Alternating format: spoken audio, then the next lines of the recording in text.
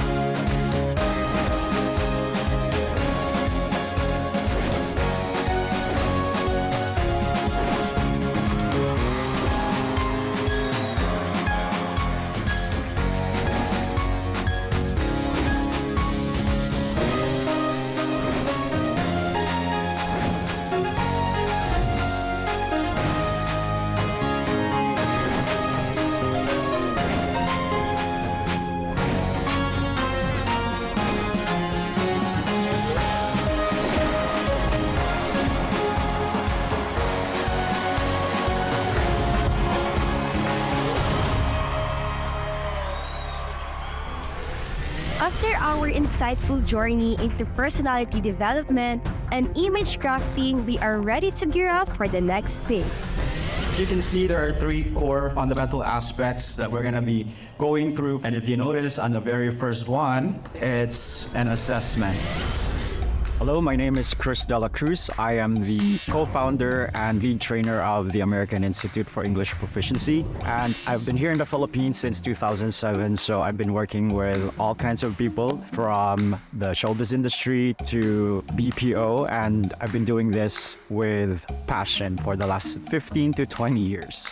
Well, basically, I was in charge in terms of public speaking, communication skills, English proficiency. And when it came to public speaking, I taught them some grammar, some writing, of course, a little bit of accent. Also, in terms of structuring their ideas, giving better content to their presentations, to their conversations, and some delivery in terms of physical appearance, in terms of hand gestures, eye contact, and even their voices. So introduce yourself, your name, where you're from, what makes you happy, that's one, and what makes you sad. Hi everyone, I'm Aaron Gonzalez. I am 20 years old, Filipino Spanish. What makes me happiest is meeting new people. And what makes me sad is that remembering that I am the eldest among us siblings, so there's always this pressure for me. Leo yellow, nakakabulol. Okay, so you need to practice it to loosen up this area. Toy boat. Ah. Oh, whoa, toy boat. Everybody is excited to want to learn something different. They were all there ready and willing to get into some of the exercises. Some of them were a little non-traditional, but they were into it. So I really appreciate that about them. Of course, sometimes some of them are like, I'm apprehensive, I'm not sure about that one. But eventually they were willing to get into it. So I really like that part about the training. Well, I would say some of them from the entire spectrum. Some are good, some are great, some are natural. Some of them need a little bit more pushing. Some of them are kind of like, not my turn, but then, just give them a push and shove and they're right there. So I would say it's varied. You can kind of tell who's hungry, you can tell who's already there, and then you can tell sometimes, hey, nudge them a little bit more and then they're there. So not everyone's the same, but I think if they all hunger for growth, they can all get there. He's very professional. He's a very focused coach on us. He really teaches us well. He's really understanding, mas lalo na pag yung mga iba na nahihirapan sa speech. He really understands and give us time to understand how he teaches his speech class. He's making it easy for us to understand by doing a game. So it really interests us. And of course, while we do impromptus, we have time limits and we do group works together. Iisip kami ng mga topics and we're gonna do a debate. So that's the interesting part that he does for the speech class to be fun.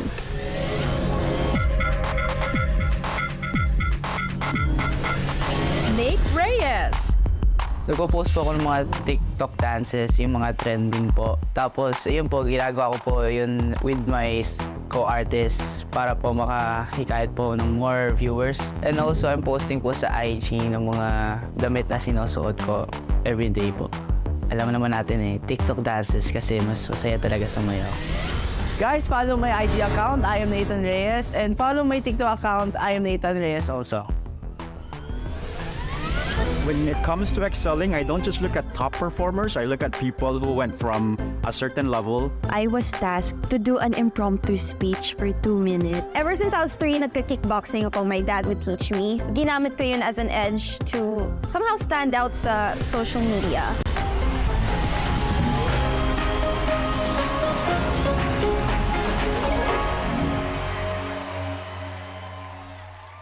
Choosing the kind of treatment that would work best is one of the hardest decisions to make. But one clinic has been instrumental in helping people manage a variety of health and wellness concerns. Paywa Medical Clinic Incorporated has been trusted by thousands of patients worldwide seeking holistic care. Our brand of service is empowered by a team of experts, traditional Chinese medicine practitioners, and Filipino doctors who bridge the Eastern and the Western medicine. We offer to our patient a patient-centered care that respects cultural background and beliefs. After the treatment, I don't feel that tired anymore. I feel some relief. May nagsabi sa akin na pagamot ka doon kay Dr. Lin sa Paywa Medical Clinic. Inamot niya ako. Binigyan niya ako ng Chinese herbal para inumin ko ng 3 buwan. Dito sa Paywa Medical Clinic, gumaling ako. Pasalamat ako sa kanya. Ngayon, wala na ako sakit. Visit Paywa Medical Clinic Incorporated at 132 Chinkiang Street, Barangay 18, Pasay City, or reach out to these numbers for more information to learn more on how they can help you achieve optimal health.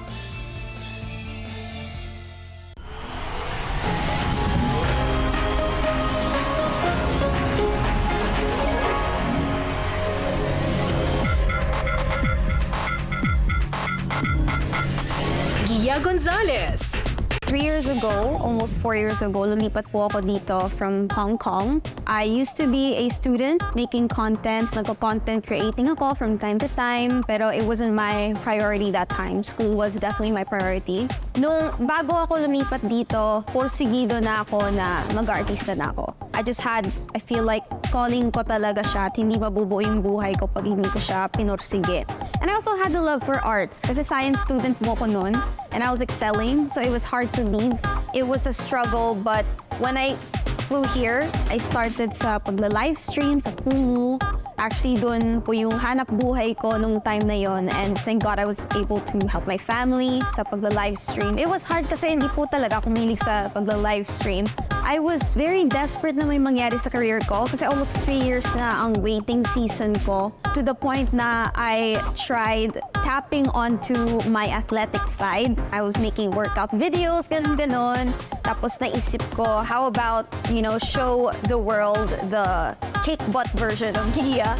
So, ayun, ever since I was 3, nagka-kickboxing ako. My dad would teach me. Ginamit ko yun as an edge to somehow stand out sa social media. We started a series of vlogs na I take on challenges na to learn different types of martial arts. 3 days, matututunan ko. Tapos, pagkatapos ng 3 days, isa-sparring ko yung coach mismo or yung mga estudyante ng martial arts na yun. And actually, I was that desperate. Gusto ko may mangyari talaga sa buhay ko. And then, thank God na 25 came, so I was able to use the artsy side naman. As cliche as it sounds, pamilya po talaga. I'm not sure if I've mentioned na before I transferred here, sobrang struggle. Ako, my sister, and my mom, kaming nauna sa Pilipinas. And that was when my dad's business was dying. Gusto kong mabigay sa kanila yung buhay na walang limits. I don't know, I'm very ambitious. My parents have their dreams of their own also. Oh no, here we go again. May pangarap sila. I'm happy that they're with me. But lagi ko sinasabi sa kanila, iba pa rin yung meron kang pinupursige for yourself. So for them to put themselves aside para lang sa akin, to pursue mine. I think where I am right now is already the measurement of how far I've gone. Iniwanan ko po yung livelihood ko sa Hong Kong. I was very dedicated. Kung gaano ako ka-dedicated dito, I applied also sa studies ko. I wanted to be either doctors or a biologist din. I would leave my livelihood as long as I know na will ni Lord yun sa akin. As long as it's a part of God's purpose sa buhay ko, dun po yung line ko.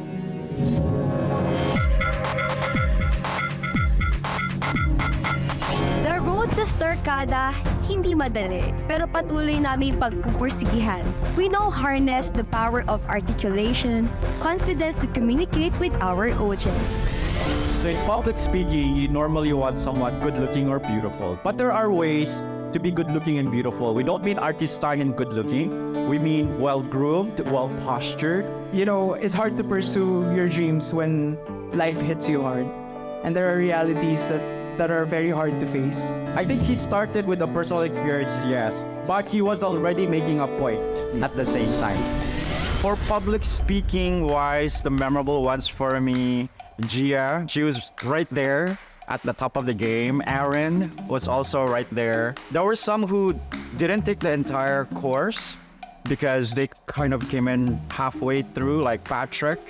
Dre, he's a natural. He's quiet or he was soft-spoken, but when you gave him something, he'll take it. Of course, I remember Zach, because Zach was the one who didn't want to speak English at all and he just wanted to avoid. I would say some of the kids can shine based on their talent already. Some of them can shine because they were hungry to learn something. And some of them, they didn't have to shine in everything, but there were moments. There were glimpses where they could shine. Miyoki, of course, I think it's because she has some public speaking experience and pageantry.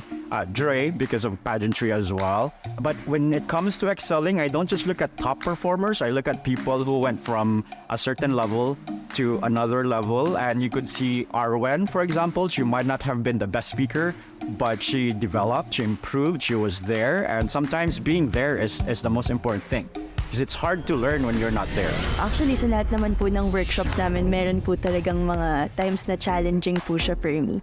With Sir Chris, sa speech class, siguro yung masasabi ko po na pinaka na-challenge ako was the first time na nag-attend ako sa workshop niya. So, ayun po talaga yung pinakaunang workshop na na-attendan ko.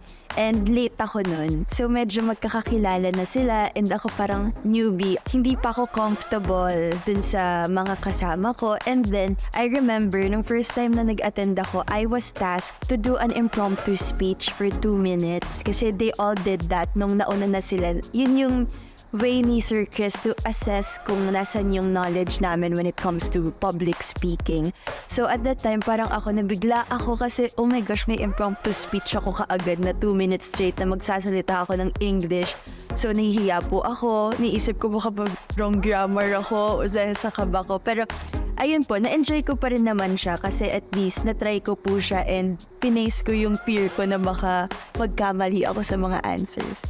Pinaka-favorite kong part ng workshop is yung kapag ginagawa namin yung tinatawag ni Sir Chris na QG sled. Parang may ganun po kami na ginagawa na activity palagi na talagang ayun yung pinaulit-ulit niya sa amin.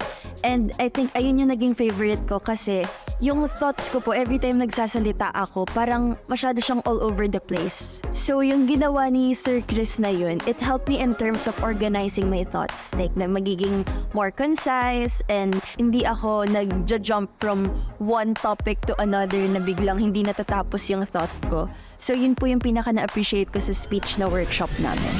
Well, I think communication is key, no? In any field. I try to pull back a little bit so that they don't get overwhelmed by it. Kaya ako sinusubaybayan ng mga tao dahil kikay ako. And syempre may pagkakingkoy.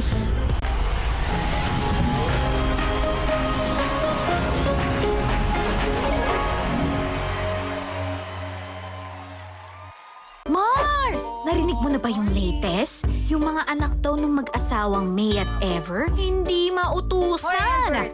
Yung panganay, puro cellphone. Sumunod na ako sa'yo ha, nasa top na ako. Yung pangalawa, busy sa kaibigan. Mamaya na po yan, ma. Ito yung panggagala ko sa beach. At yung bunso, nako, palpak. Di pa po ako tapos, Papa. Ay nako, wala naman nakikinig sa akin dito.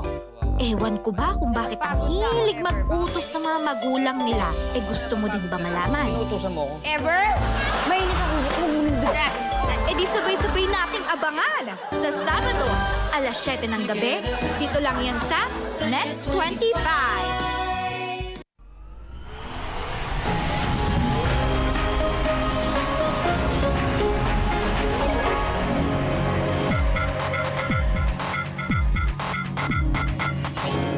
Victoria Wood.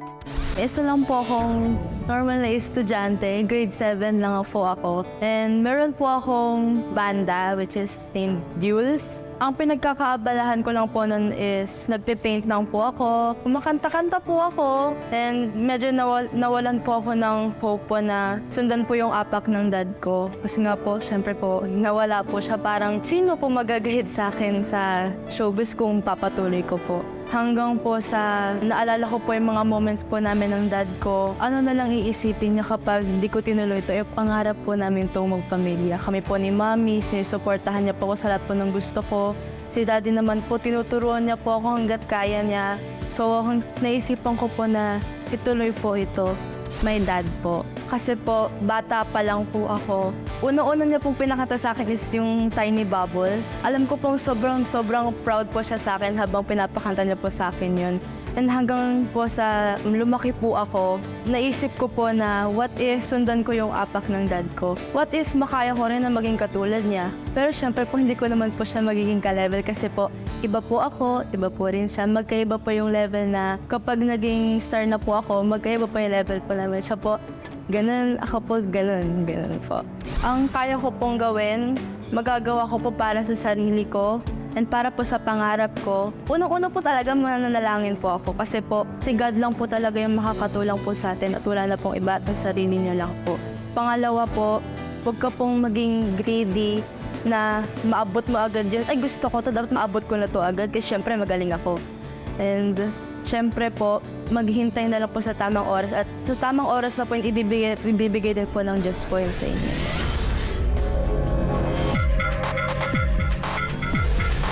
So Aaron told me that he thought he already knew the fundamentals, but when he was learning, there was so much more lessons learned in terms of structuring your speech, in terms of delivery, in terms of connecting with your audience. So it's different when you're acting. It's also different when you're giving a presentation because you have to talk to your fans, you have to talk to the vendor, you have to talk to the client. They had to learn different strategies and many of them actually implemented some of those techniques. When it came to implementing structures and content, I would say Aaron, Gia. In fact, on the last day, Dana, Aaron, they were, my team said, oh, they're really, really good. They could actually start training their colleagues because you don't have to be an expert trainer to inspire someone. You just have to kind of be a little better than the others and you could share what you know with others. Well, I think communication is key, in any field.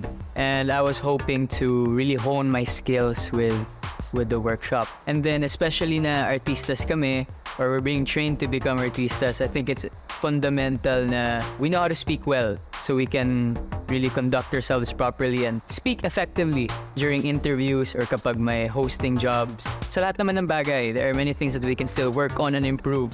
And that's something that Sir Chris taught me. There were many activities, there were many things that it still improved my manner of speaking. Ayoko naman magyabang. That's not my intention. But English is a language na I'm comfortable with. It's one of the languages that I speak. Well, I know na I'm confident when I speak English. But then again, as I said, my English isn't necessarily perfect. There are still so many things that I learned from Sir Chris, and I really appreciate yung naging workshops of speech. I would say the hardest part was getting people together at the same time. There are so many of them. Normally a class is a smaller class. And so when they're not all there and you're teaching a concept, there are times when I would have to think, should I reteach what I taught because there are a few people who are coming in? Or should I move on because the other people are saying we already got that? So I had to find a way to sort of flow with that kind of structuring of the class. The second part would be, should I give them assignments because it looks like they're busy, it looks like they have other projects. Usually when you're learning a language or anything, you should do assignments. So I needed to find a way to balance. And I realized that they were doing a lot of other workshops. So I tried to pull back a little bit so that they don't get overwhelmed by it. So I think moving forward, if we can sort of maintain or find a striking balance in terms of who's gonna come in, who's gonna go out, how much assignment can we really give before they don't like me anymore. If we can kind of set that up and set the expectation, it'll be easier to implement. You are all fired up, Starkadas, mula sa aktingan, personality, branding at speech. Mukhang handang-handa na nga kayo humarap sa mas malaki pang challenges. Are you excited? Yes, I am excited. Are you all excited? We are!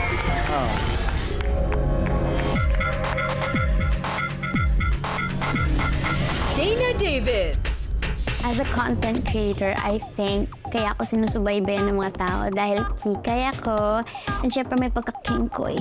I do love posting aesthetic photos on Instagram because for me, Instagram is like a museum. You see things that you want to aspire to become.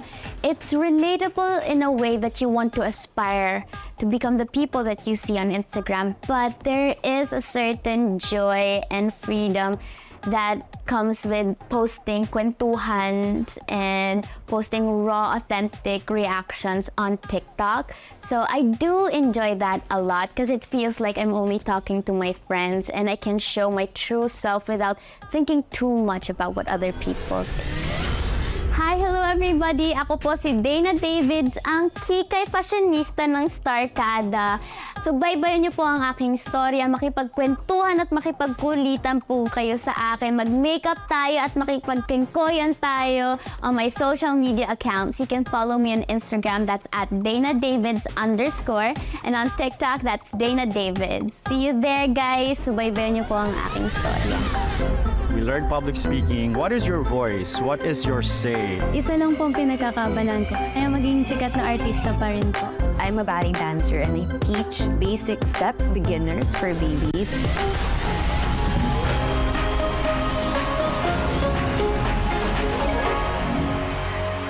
Kwentuhan, tawanan, masasarap na agahan. May bonus pang papremyo at sayawan. Yan ang hatid natin tuwing umaga kasama ang dumarami pa nating kabarangay. Araw-araw, sabay-sabay tayong mag-enjoy kasama kaming kabarangay nyo.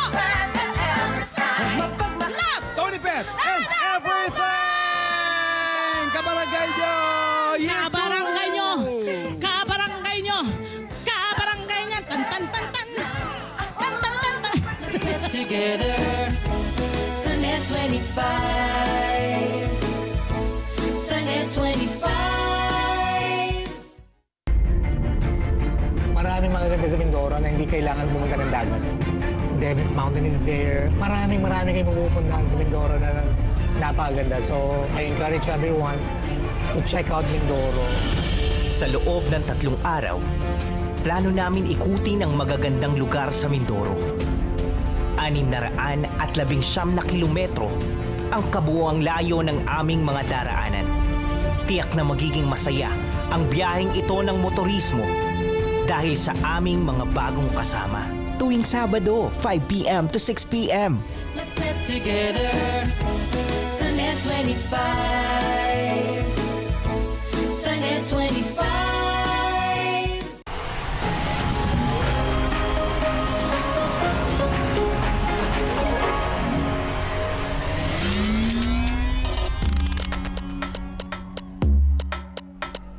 Celine David. Bago po maging Starkada artist, isa lang po ang pinagkakabalan ko, kaya maging sikat na artista pa rin po.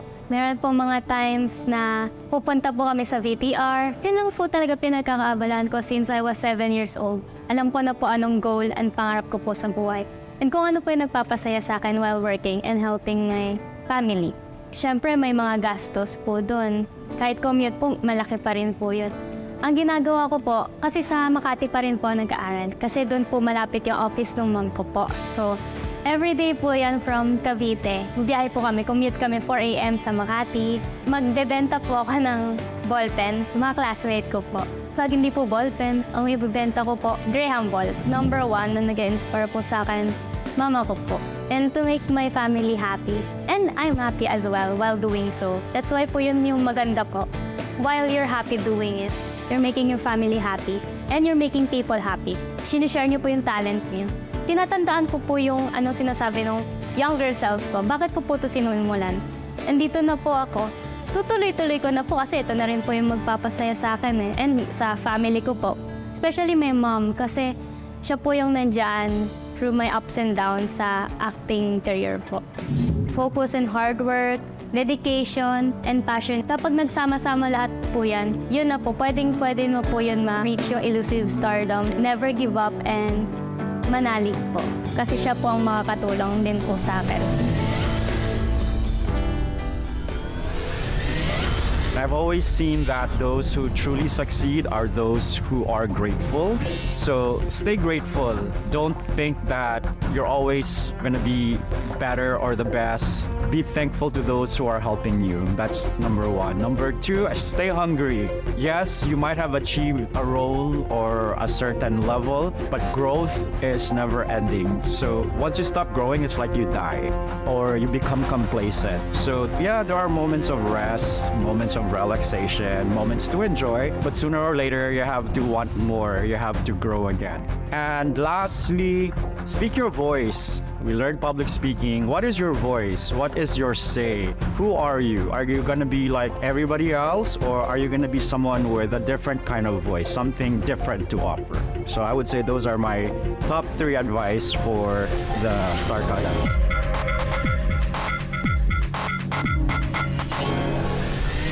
Nikki Gilbert. For me as a content creator, my strength is, I think, because I'm a ballet dancer and I teach basic steps, beginners for babies. So I do tutorials for basic class and for contemporary so they know the basic skills of dancing ballet. Siguro po yung na-enjoy ko yung pagtuturo ko ng step by step kasi it's really fun to do since there's a lot of kids who really wants to learn how to do the basic steps of ballet, and kasi since po na other kids doesn't afford to go to ballet class, so I do tutorials so they would know how to do basic skills even at... Hey guys, please follow me on my Instagram, NK Gilbert, FB page, Nikki Gilbert, and of course on TikTok, Nikki Gilbert 13. Ayan guys, please follow me and I would really appreciate it. Pagkatapos ng challenging workshops and trainings, may isa pang task na naghihintay para sa amin. At mayroon pa kaming bagong makakasama. Hello, ako si...